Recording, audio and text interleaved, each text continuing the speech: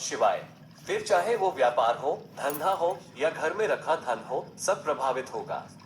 15 दिन के अंदर ही वो घटता बढ़ता हुआ गायब हो जाएगा। पैसा नहीं टिकेगा, इसलिए इन 15 दिनों में जो कर सकते हैं कर लीजिए। हर हर महादेव। प्रिय भक्तों, आज के वीडियो में पंडित प्रदीप मिश्रा जी दीप प्रज्वलित करते समय किन गलतियों से बचना चाहिए, इस पर हमें ज्ञान देंगे। ये देवी लक्ष्मी का आशीर्वाद बनाए रखने, हमारे घरों में सुख समृद्धि सुनिश्चित करने के लिए महत्वपूर्ण है। आमतौर पर दीपक पूजा और अनुष्ठानों में उपयोग किए जाते हैं क्योंकि वे कई लाभ लाते हैं। हालांकि कभी कभी जागरूकता की कमी के कारण हम अनजाने में ऐसी गलतियां कर बैठते हैं जो नुकसान का कारण बन सकती हैं। इस वीडियो में पंडित प्रदीप मिश्रा दीप प्रज्वलित करने से संबंधित महत्वपूर्ण बातों की व्याख्या करते हैं और उन सामान्य गलतियों के बारे में चर्चा करते हैं जो लोग करते हैं। ये गलतियां देवी लक्ष्मी को हमारे घरों से विदा कर सकती हैं, जिसके परिणाम स्वरूप आर्थिक परेशानियां हो सकती हैं। पंडित प्रदीप मिश्रा हमें सलाह देते हैं कि इस तरह के परिणामों से बचने के लिए क्या न करें। वो दीप प्रज्वलित करने से जुड़े विशिष्ट अनुष्ठानों के महत्व और उन्हें सही ढंग से न करने के परिणामों पर अंतर्दृष्टि साझा करते हैं। पंडित प्रदीप मिश्रा द्वारा प्रदान की गई जानकारियों को पूरी तरह से समझने के लिए पूरा वीडियो देखना आवश्यक है।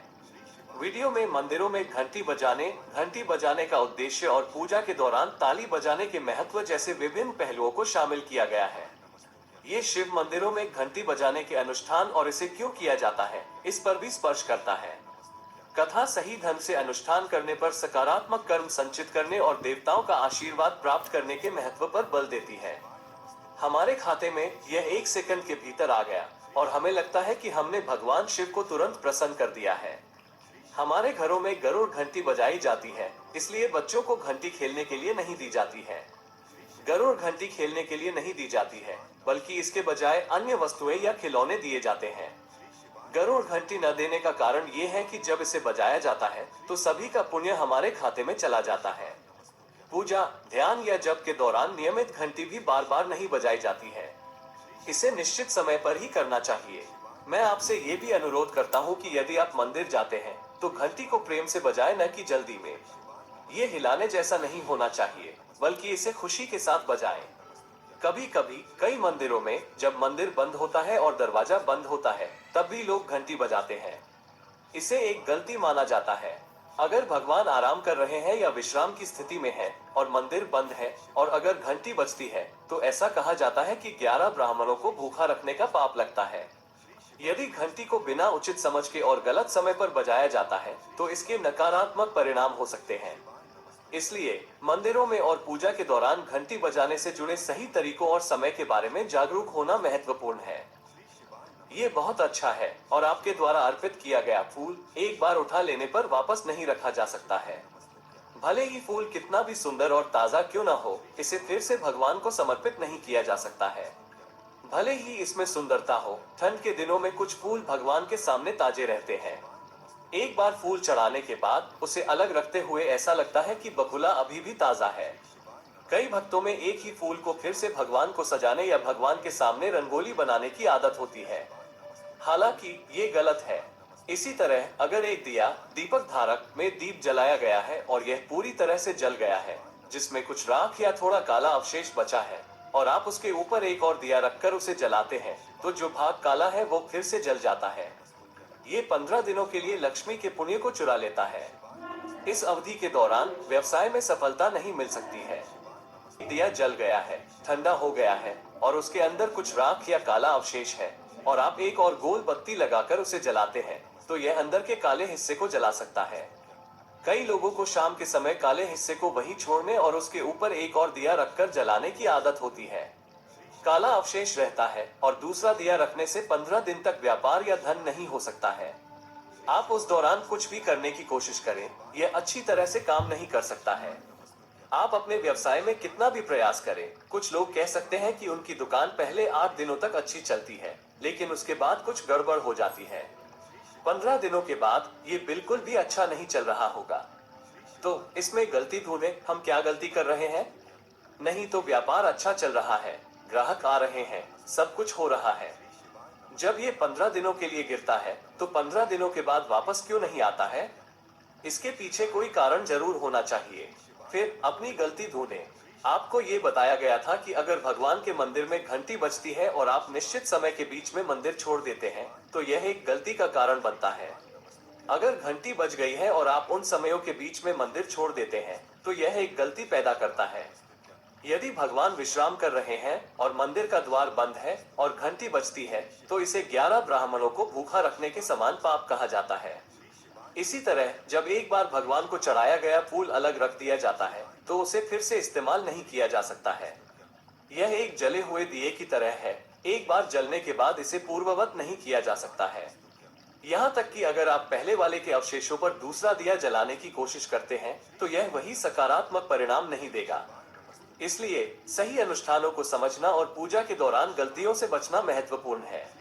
अब बाबा ने पूछा, इंद्र, मैंने तुम्हें एक माला दी थी, वो माला कहाँ है?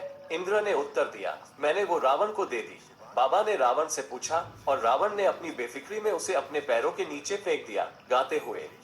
उसने कहा, ये लो, मेरे पैरों के नीचे रौंदा हुआ है। फिर बाबा ने श्राप दिया, इंद्र, तू अपनी शक्ति से दूर हो जाएगा। जितना तुम अपने अधिकार से प्यार करते हो, मैं तुम्हें शाप देता हूँ कि तुम अपना सिंहासन खो दोगे। उस माला के अंदर देखो, जो माला तुम्हें खुश करती है, अगर वो सही जगह नहीं जाती, उसी तरह जैसे बेलपत्र, पत्ता जो तुम्हें खुश करता है लेकिन सही जगह नहीं जाता, या प्रसाद जो तुम्हें खुश करता है लेकिन सही जगह नहीं जाता, तुम उसके परिणाम देखोगे, गाते हुए। अब मैं हमारे जीवन का एक वास्तविक जीवन उदाहरण साझा करता हूँ। भवानी मंडी क्षेत्र में भवार लाल शर्मा नाम का एक व्यक्ति था। शायद उन्होंने ये कहानी सुनी होगी। ये केवल एक कहानी नहीं है, ये हमारे जीवन का एक प्रत्यक्ष उदाहरण है। भवार लाल शर्मा भवानी मंडी में रहते थे। शायद उन्होंने ये कहानी सुनी होगी। मेरा मानना है कि उन्होंने कोई पहचान नहीं थी, हमारे बीच कोई परिचय नहीं था। भवार लाल जी को पता ही नहीं था कि हम कहाँ रहते थे। वे तब भी रो रहे थे जब किसी ने पूछा, क्या ये सच्ची कहानी है या किसी किताब की कहानी है?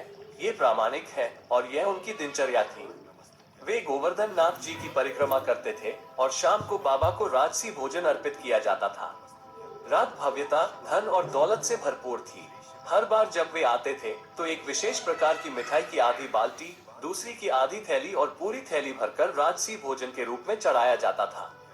गिरिराज जी की उपस्थिति में वे मोहनथाल और लड्डू सहित प्रसाद की व्यवस्था करते थे। धीरे धीरे उनका धन दौलत कम होता गया। बलाल जी का पत्थर तोड़ने का व्यवसाय भी शुरू में अच्छा चल रहा था। हालांकि धीरे धीरे पत्थर से जुड़ा काम एक जगह, फिर दूसरी जगह और आखिर में तीसरी जगह भी बंद हो गया। वे बहुत व्यथित थे, गाते हुए। गिरिराज बाबा के सामने हम उस पत्थर पर बैठे थे जहां मुकुट रखा होता है। आज दोनों पति पत्नी आंसू भरे थे। परिक्रमा करते समय अचानक उस व्यक्ति ने कहा, भाई, तुम कौन हो? तुम क्यों रो रहे हो? और वे दोनों गिरिराज बाबा के परम भक्त थे, गाते हुए। जब कोई व्यक्ति भगवान के आश्रय में, भोलेनाथ के आश्रय में, ठाकुर के आश्रय में, मेरे कृष्ण के आश्रय में, मेरे गोवर्धन नाथ जी के आश्रय में या मेरे राम के आश्रय में रहता है, तो उनकी आंखों में आंसू नहीं आने चाहिए। फिर तुम क्यों रो रहे हो? वो धोती पहने हुए था और उसने कहा, ओह महाराज, ये बहुत पहले हुआ था, लगभग 10 साल पहले। अगर मुझे आज याद आता है तो मैं आपको बता सकता हूँ। ओ महाराज, हम बहुत व्यथित हैं। क्या हुआ? हर महीने वे आया करते थे। बाबा उनकी बहुत सुना करते थे। भव्यता और धन था, लेकिन अब कुछ नहीं बचा। अब भी हम भगवान को कुछ अर्पित नहीं कर पाते। इसके बावजूद हम परिक्रमा करते रहते हैं, गाते हुए। हमने कहा, गिरिराज बाबा से दया मांगो। तुमने ऐसी स्थिति क्यों लाई? तुमने हमें दोनों खुशी और दुख दिया है। तुम खुशी भी देते हो, दुख भी देते हो। तुमने ऐसी स्थिति क्यों लाई है? महाराज अपनी प्रार्थना में हमेशा पूछते हैं कि ऐसा समय क्यों आया है। अंत में हम हर बार आते हैं, हर बार परिक्रमा करते हैं। हम पहले अपने परिवार के साथ आते थे, लेकिन अब हम दोनों आते हैं। ठीक है, हमने आपको 2-3 बार देखा है। आप दूध और अन्य प्रसाद चढ़ाते हैं और फिर आप अनुष्ठान करते हैं। तो इसमें क्या गलत पूर्ण उल्लेख था, चाहे वो बेल पत्र, पत्ता, प्रसाद या माला, हार हो। जब उनका अनादर होता है तो व्यक्ति को रोना पड़ता है। ये स्कंद पुराण में है।